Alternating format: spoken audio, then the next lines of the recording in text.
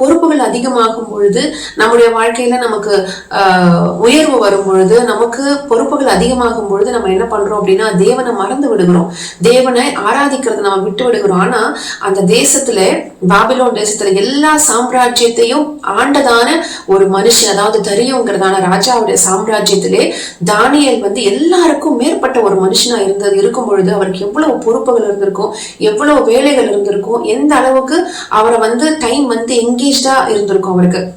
ஆனாலும் அவர் தன்னுடைய தேவனை ஆராதிக்கிற விஷயத்துல, அவரிடத்துல ஜெபம் பண்ணுகிற விஷயத்துல தானியேல் கொஞ்சம் கூட என்ன பண்ணல, அந்த நேரத்தை விடவே இல்லை.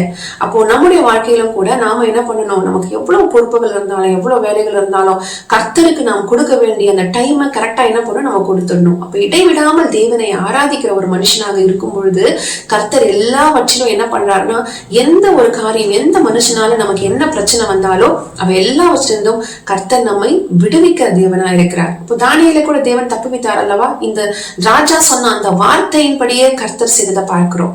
அப்ப நம்மை குறித்து இன்னொருத்தர், நீங்க கர்த்தர் அதாவது நீங்க இடைவிடாம ஆராதிக்கிற, நீங்கள் வழிபடுகிறதான தேவன் உங்களுக்கு எல்லாவற்றையும் செய்வார் அப்படின்னு மற்றவங்க நம்மை குறித்து சொல்லுகிறதான இடத்துல நம்ம இருக்கிறோமாங்கிறத நம்ம யோசித்து பார்க்கணும்.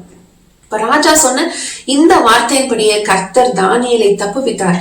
இதுதான் அதே அதிகாரத்துல ராஜா சொல்லுகிறார் 27வது வசனத்துல, தானியேலை சிங்கங்களின் கைக்கு தப்புவித்த அவரே தப்புவிக்கிறவரும் ரட்சிக்கிறவரும் வானத்திலும் பூமியிலும் அடையாளங்களையும் அற்புதங்களையும் செய்கிறவருமாய் இருக்கிறார் என்று எழுதினான்.